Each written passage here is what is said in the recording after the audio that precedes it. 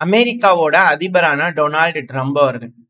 இவர் தரப்புல இருந்து வரக்கூடிய ஸ்டேட்மெண்ட்ஸ் மிக பெரும் அதிர்வலைவுகளை ஏற்படுத்திக்கிட்டு இருக்கு. அதுக்கான காரணம் தினந்தோறும் ஒண்ணு சொல்லிட்டு இருக்காரு. அதுவும் இன்வால்வ் ஆகலங்கிறாரு. நாங்க கண்ட்ரோல் எடுத்துட்டோங்கிறாரு. அது அவரோட ஸ்டேட்மெண்ட்ஸ். அதாவது அவரோட ட்ரூத் சோசியல் மீடியா. அவரோடது ஹேக் ஆயிடுச்சுன்னு சொன்னாலும் நாளைக்கு கஷ்டமா போயிரும். பட் இருந்தாலும் அவரோட இது பக்கத்துல வந்து பார்த்தா என்னென்ன போஸ்ட் போடுறாருன்னு அதை எக்ஸாக்ட்டா பார்க்கணும். அதாவது அவர் என்ன சொல்றாருன்னா, எங்களுக்கு எக்ஸாக்ட்டா ஈரானோட சுப்ரீம் லீடர் இருக்கிறார் இல்லையா? அயத்துல்லா கமேனி அவர்கள் எங்க ஒளிஞ்சிருக்காருன்றது தெரியும். அது ஈஸியான டார்கெட் தான். அது ஒண்ணும் சேஃப்லாம் கிடையாது. ஆனா, எங்களுக்கு ஒண்ணும் அவசியம் இல்ல. அவர போய் கொல்லணும், அவர வெளிய கொண்டு வரணும்லாம் நீடு கிடையாது. நாங்க அத செய்ய மாட்டோம்.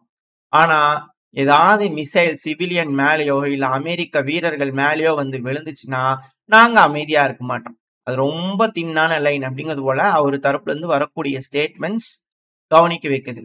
இது மட்டும் தான் அதாவது எங்க இருக்கிறாரு, என்ன ஏதுங்கிற டீட்டெயில்ஸ்லாம் தெரியும். தெரிஞ்சு நாங்க சும்மா வேடிக்கை பார்க்குறோம் அப்படிங்கிற மாரி இருக்குல்லையா?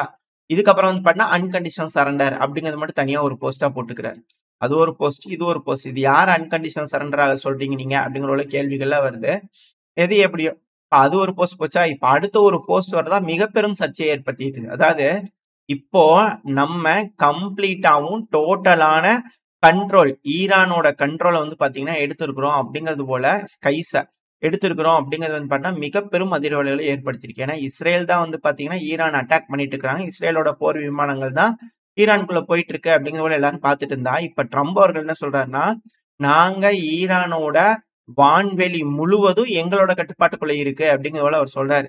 அது மட்டும் இல்லாம ஈரான் கிட்ட நெறைய ட்ராக்கிங் டிவைஸ் அதாவது ரேடார், இத ஸ்கை ட்ராக்கிங்ன்னு சொல்றாங்க. இந்த ரேடாரா இருக்கட்டும், ஏர் டிஃபென்ஸ் சிஸ்டம் இதெல்லாம் நெறைய வச்சுக்கிறாங்க. நெறைய ஐட்டம் வச்சுக்கிறாங்க. அதெல்லாம் நல்லா தான் இருந்துச்சு.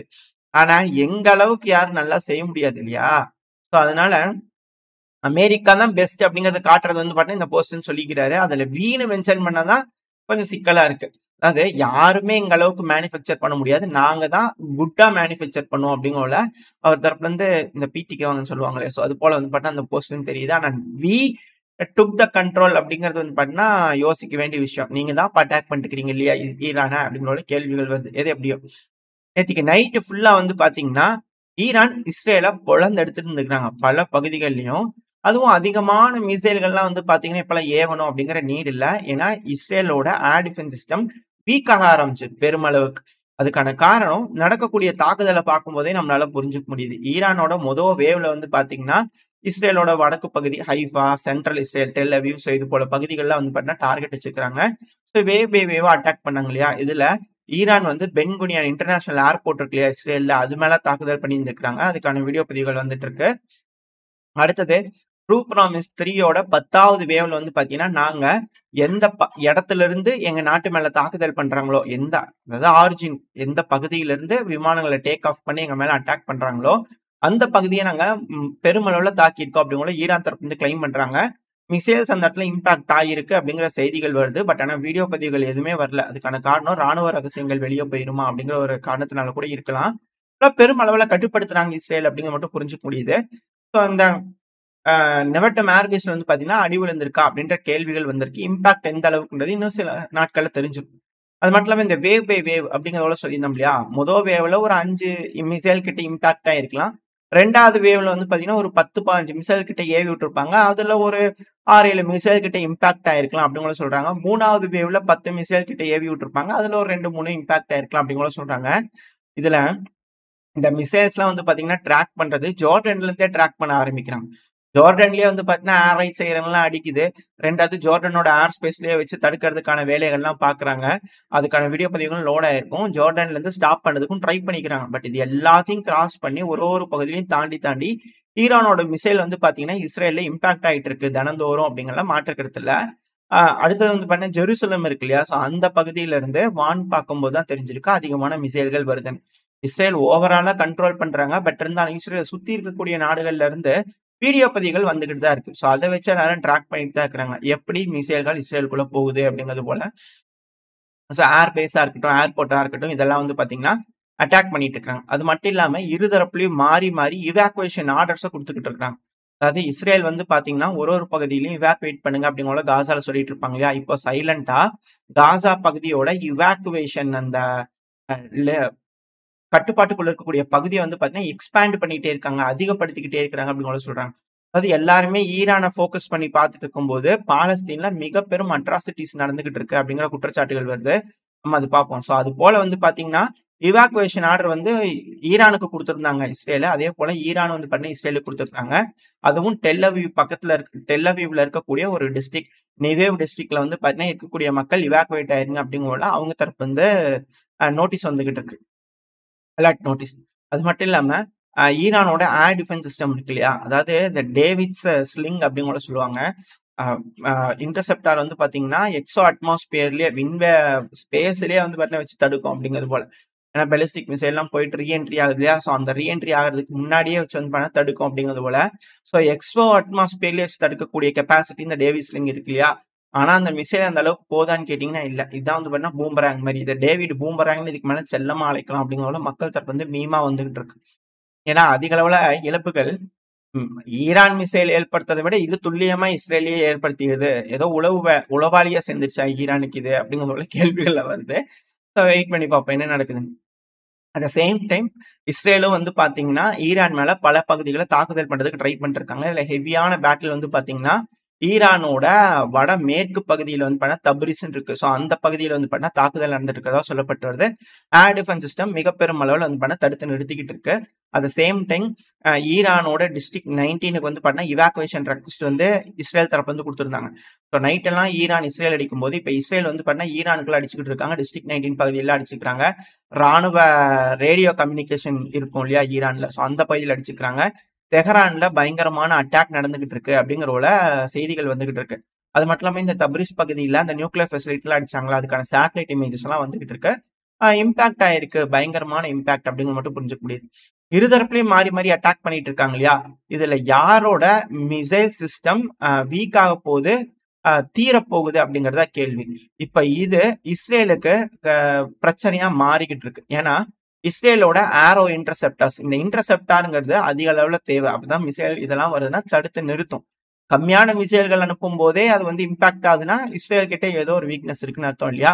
ஸோ அவங்க கிட்ட இந்த இன்டர்செப்டார் மிசைல் வந்து பார்த்தீங்கன்னா பற்றாக்குறை ஆரம்பிச்சிருச்சு அப்படிங்கிற போல மேற்கு மீடியாக்கள் தரப்புல ஸ்டேட்மெண்ட்ஸ் வந்துகிட்டு இருக்கு.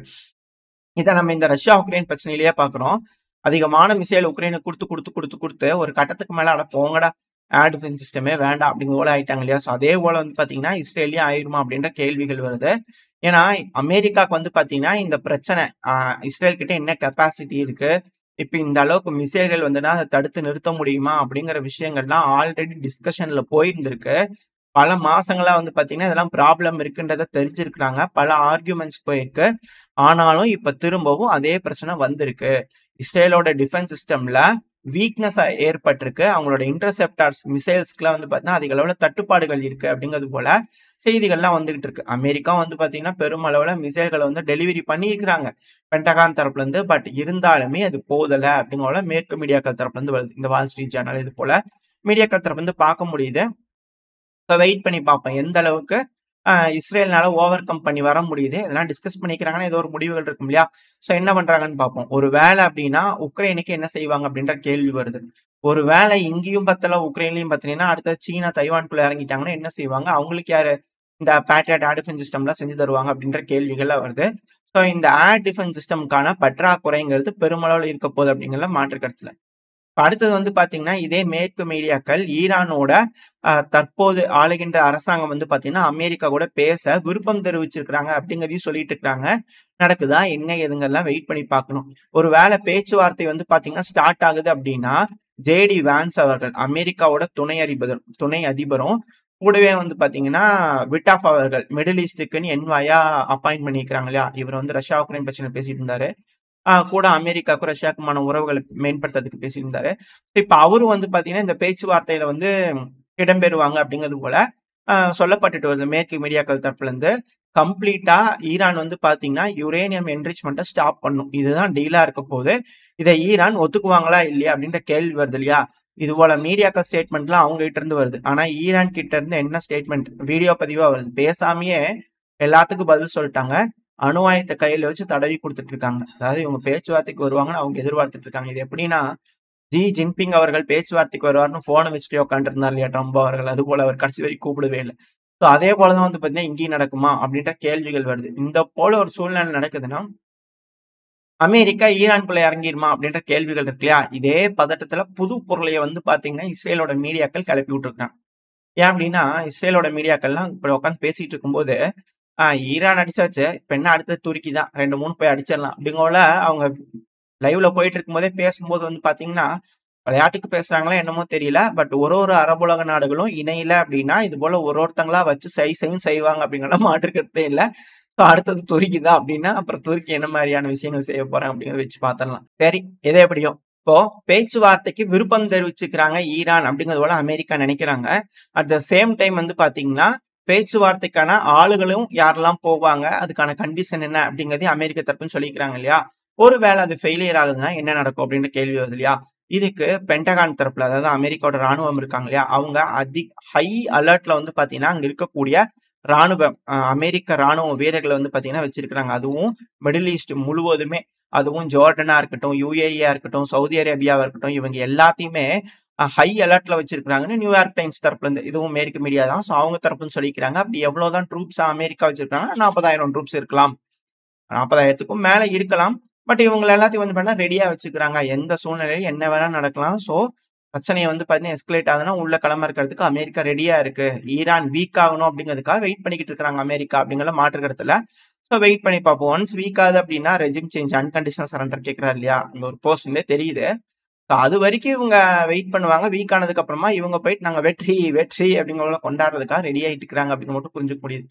இப்போ அதுக்கான சூழ்நிலையும் உருவாயிட்டு இருக்கிற மாரி அமெரிக்கால காமிச்சுக்கிட்டு இருக்காங்க. வெயிட் பண்ணி பார்ப்போம். அப்படி நடக்குதா என்ன ஏதுன்னு. ஒருவேள ஒருவேள அப்படி அமெரிக்கா இங்க இருக்கக்கூடிய படைகள்லாம் உள்ள இறக்குறாங்க அப்படின்னா, ஈரான் கொஞ்சம் கூட ஹெசிடேட்டே பண்ணாம இந்த ஸ்ட்ரைட் ஆஃப் ஹார்மோஸ் முழுவதும் வந்து பார்த்தீங்கன்னா, கன்னிவெடிகள போட்டு விட்டுருவாங்க. அப்படிங்கிறது போலயும் சொல்லப்பட்டு வருது. இதுவும் மேற்கு மீடியாக்கள் தரப்புல இருந்து வர்றது தான். ஈரான் அப்படி செய்யலாம். அப்படி செஞ்சுட்டாங்க அப்படின்னா, வர்த்தகம் அப்படிங்கிறது அந்த பெர்ஷியன் கல்ஃப்ல கம்ப்ளீட்டா ஹால்ட் ஆயிரும். அப்படி இல்ல அப்படின்னா, மிக பெரும் அளவுல பொருளாதார இழப்புகள் இஸ்ரேலுக்கு வந்து பார்த்தீங்கன்னா ஏற்படும். பல நாடுகளுக்கு ஏற்படும். ஏன்னா ஈராக் இருக்கட்டும், சிரியா இருக்கட்டும், அதிக அளவுல ஆயில் எல்லாம் ஏற்றுமதி பண்ணும் இல்லையா? அங்கிருந்து எடுத்தா தான் யூரோப்பியன் யூனியன்ல வாழ முடியும். இல்லன்னா மிக பெரும் அளவுல பிரச்சனையாகும் அப்படிங்கிற மாற்று கருத்துல. ஸோ என்ன நடக்க போகுது? எஸ்கலேஷன் ஆச்சுன்னா மிக பெரும் அளவுல எஸ்கலேஷன் ஆகும். அவங்க மட்டும் கிடையாது. கூடவே ஏசியால இருக்கக்கூடிய தெற்கு பகுதியில இருக்கிறவங்களும் பயங்கரமா அடி வாங்குவாங்க அப்படிங்கிற மாற்று கருத்துல. ஸோ வெயிட் பண்ணி பார்ப்போம். ஒருவேளை அமெரிக்கா என்டர் ஆகுறாங்க அப்படின்னா, வர்த்தகம் எல்லாம் பாதிப்படையுது அப்படின்னா, தெற்காசிய நாடுகள்ல என்ன மாரியான முடிவுகள் எடுக்க போறாங்க? அதுவும் சீனா, ரஷ்யா இவங்கலாம் என்ன மாரியான முடிவுகள் எடுக்க போறாங்க? இந்த இஸ்ரேல், ஈரான் பிரச்சனைங்கிறது உலகப் போரா மாறிடுமா? ஒருவேளை அப்படி நடக்குது அப்படின்னா, உலகத்துல மிக பெரும் அளவுல பிரச்சனைகள் ஏற்படும். பல சிவிலியன்ஸ் பாதிப்படைவாங்க அப்படிங்கிற மாற்று கருத்துல. ஸோ உலக தலைவர்கள் பேசி சுமூகமா முடிவெடுப்பாங்க அப்படிங்கிற நம்பிக்கையில இந்த பதிவை நாம் முடிச்சுக்கலாம். இந்த பதிவு எப்படி இருந்துச்சு? உங்களுக்கு பிடிச்சிருக்கா? பிடிச்சுனா லைக் பண்ணிட்டு உங்க ஃப்ரெண்ட்ஸ் நம்மளோட ஷேர் பண்ணிக்கோங்க. அது கூடவே மறக்காம இந்த பதிவு பத்தி உங்களோட கருத்துக்களை கமெண்ட் செக்ஷன்ல சொல்லுங்க. இந்த பதிவு நல்லா இருக்குன்ற நம்பிக்கையில அடுத்த பேர் உங்களை சந்திக்கிறேன். Stay safe. பை.